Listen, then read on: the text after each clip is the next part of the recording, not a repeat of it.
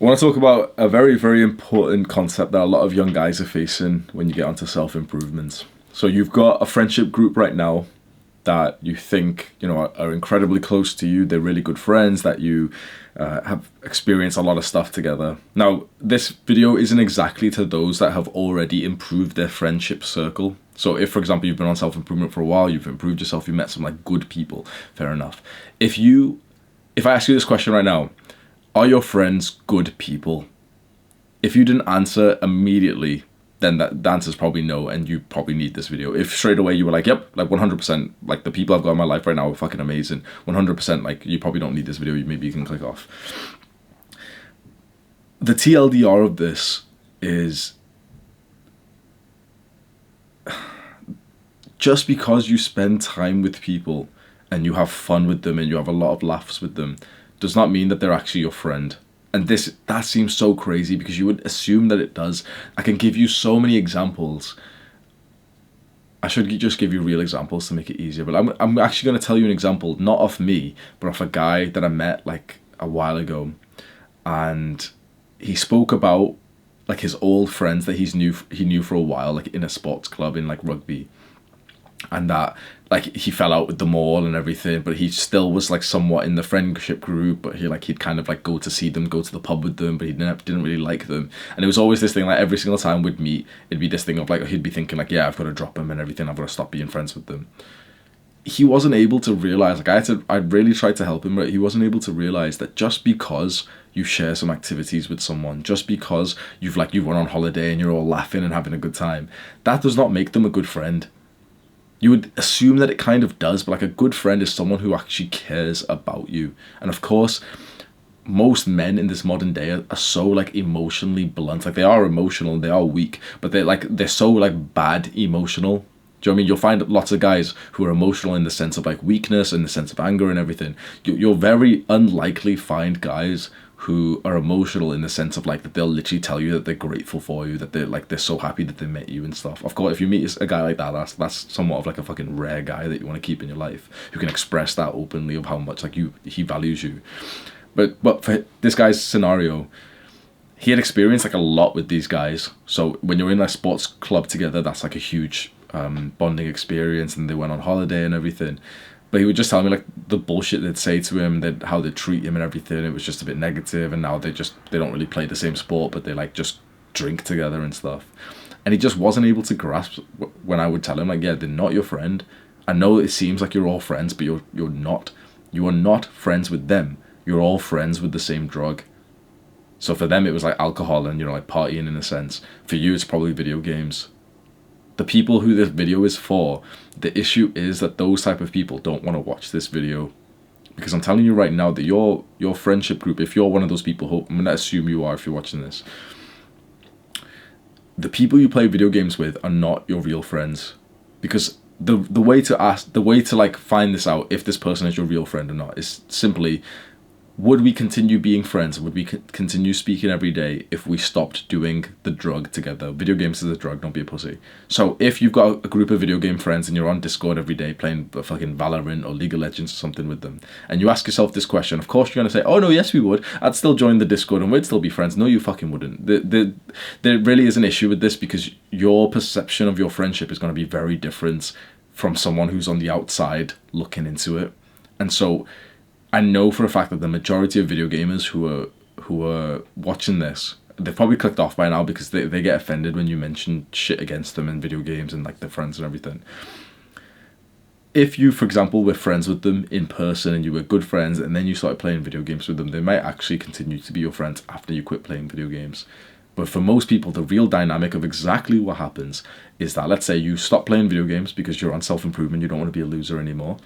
And you still want to be friends with these people because, they're still like the only friends you have and you don't have that much respect for yourself. So you hop back onto the Discord server and everyone's shouting and stuff and everyone's playing the game and you're just kind of sat there a bit awkwardly and like you're trying to make everyone laugh, but like they're focused on the game and everything. And it's just a bit annoying to be in a call with someone who's like saying like, oh yeah, like recall. Yeah, get the tower. So it's a bit awkward in that sense. Maybe you still have some conversations with them and it sounds good, but you start branching away. And the exact same thing happens with drugs. We as young men who are lonely as fuck. We don't want to admit this. I hope that the people, like, I keep thinking to myself, like, yeah, there's no point making this video because the people who need to hear this video will click off, because the people who really need to hear this video are the people who are deeply, deeply, deeply just believe that they are truly friends with those people. So I feel like right now, the only people who are really watching this are the people who are going to agree with me, and they're going to comment like, oh yeah, Hamza's right. Like, I had these friends, but they're not really my friends. I'm trying to, like, to be honest, maybe we can change the not the topic, but like the purpose of this video almost, because I know for a fact the only people who are agreeing with me and watching this are the people who are going to say like, oh yeah, Hamza's right because I experienced this myself. And so you're kind of watching this and you would be given the same advice. But the thing is, the people who need to listen to this advice won't take it. So almost we can use this as an opportunity to think of like, how can we help those guys? How can we help a guy right now who doesn't have many friends? He's got a group of friends on Discord. He's got a group of friends, maybe like a separate guy. This other guy's got a group of friends that he does drugs with, that he smokes with. He doesn't have any other friends, so of course he's in a level of like scarcity. How do we actually truly convince that guy without making him resent us and, you know, making him like not listen to us, that he's not truly friends with these people and that his life will just infinitely get better once he leaves them? Because so far, I'll be completely honest, this is actually something that I've not really been successful in helping young guys with, you know, to like leave their friendship group or anything that's not good for them. It generally takes them like for Sam, our video editor, it's taken like months and months and months to make any kind of progress on this, because it's just incredibly hard to have an attachment to a couple of people, and you know, you truly think you're friends with them because you've told stories and you've opened up and everything. It's only once you kind of leave the circle and you've been away for a couple of months and you make some new friends, that's when you realize that those people were just fucking trash. They were truly not your friend.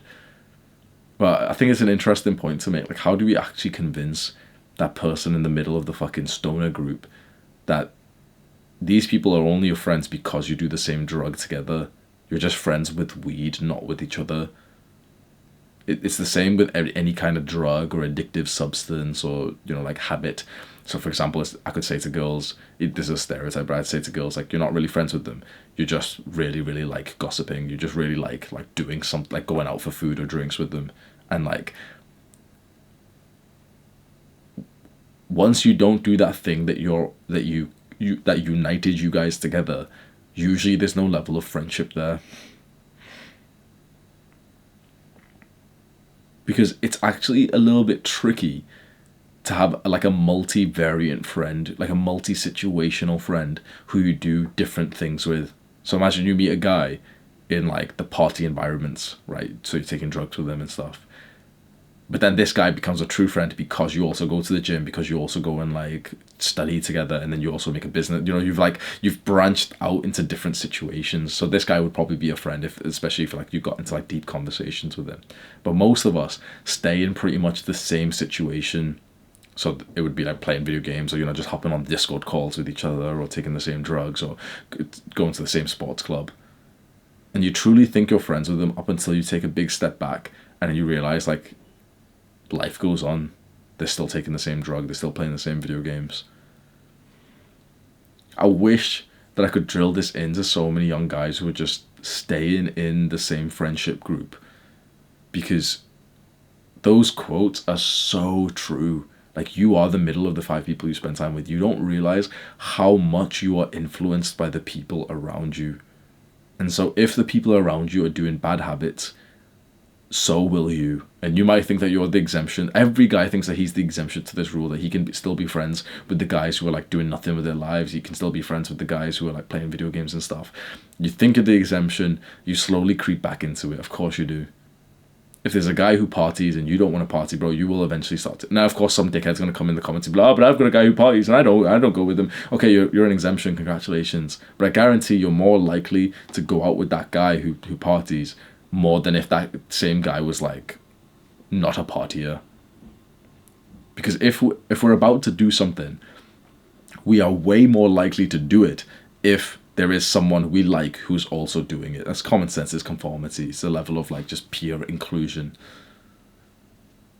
And so if you're trying to take a step back from video games and you've been totally ingrained in that lifestyle, but you're still friends with the same guys because, you know, they're your only friends and they are good people, Hamza, like, it's going to be tricky for you. You're going to keep going back into that Discord server because you need a level of like validation and everything. An interesting point also is that, you know, now people start to think, okay, yeah, maybe I shouldn't be friends with them, but what I'll do is like I'll stay friends with them up until I have like new friends so I can branch out. That honestly doesn't seem to work for anyone that I've known, because you only have so much mental capacity. Like you only have like the capacity for so much in your life. So it was this idea that if you're currently, let's say like with a girl, right, and you're dating a girl who's not really good for you, if you're currently with her, it's morally wrong, but it's also just incredibly hard to then go and get like a different girl to make progress elsewhere. The same with friends. If you're currently friends with like a bunch of guys who play video games, it's way harder to make new friends who are improved whilst you're friends with your original people. Does that make sense? Like if you're still revolved, if you're still like in this group of the guys who are spurgs and play video games, it's way harder for you to make a new friendship group whilst you're still in this group, harder than it is if you just went solo for a while. Because not only is it this thing of like mental capacity and also the need for it, because if, for example, you're still hopping on video calls with like your video game friends 3, 4, 5 times a week, you'll have less of a need to make new friends. So there's like the necessity part. But it's also that thing of like your self-image, your identity, and your habits, that the people that you want to be friends with probably wouldn't want to be friends with you. Let's say with drugs, for example, you're a stoner, right? So you've got your stoner group, but you want to meet new people who are really into the gym. Well, it's going to be harder for you if you stay friends with the stoner group instead of going like the lone way. And I usually never promote like the lone warrior, the lone wolf type of thing, but sometimes you do have to. Don't stay like that. Staying like that is a fucking disgusting life, in my opinion. It's like, I couldn't imagine much which is sadder than like just staying alone and not making friends or family or not meeting loved ones and everything. But there's absolutely value in like cutting people out and starting fresh and having like a bit of like a period where you're solo and you're trying to be more like the people that you want to surround yourself with, and eventually you meet them. Because these people here, let's say that the entrepreneurs or the people who go to the gym, or the people on self-improvement that you really want to be friends with, they don't want to be friends with you when you're still part of the stoner group.